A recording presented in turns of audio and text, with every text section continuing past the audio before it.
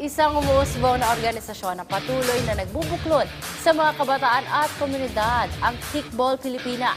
Isang organisasyong may malaking misyon para sa maliit na simula. Ang detalye alamin sa ulat ni teammate JB Junio.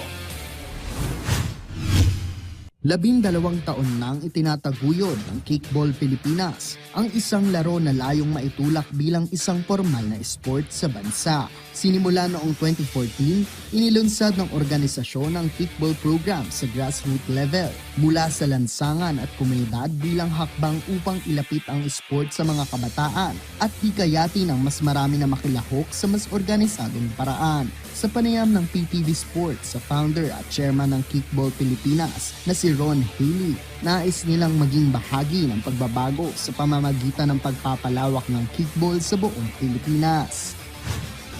Through this program, makikita mo yung change sa mga players. So sabi ko nga, okay, sports can bring change sa individual. So I believe talaga malaking factor ito para sa atin. Ibinahagi rin ni Haley ang malaking pagkakaiba ng kickball sa mas kilalang sport tulad ng football o soccer. Yung soccer, meron siyang 2 goals sa magkabilang dulo, okay? Ang kickball is more of parang baseball. Actually, nag-originate siya sa baseball, okay?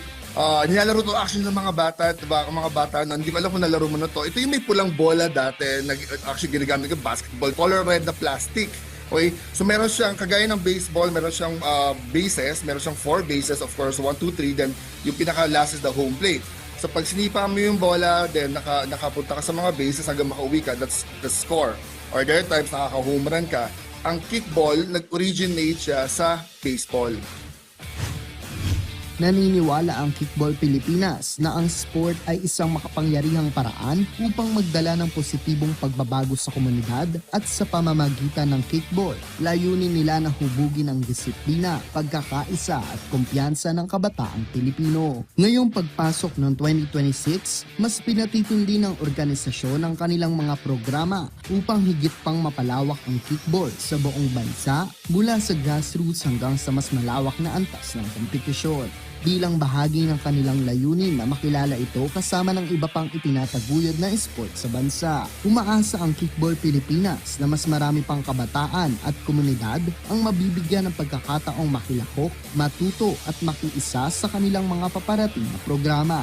JB Junio para sa Atletang Pilipino, para sa Bagong Pilipinas.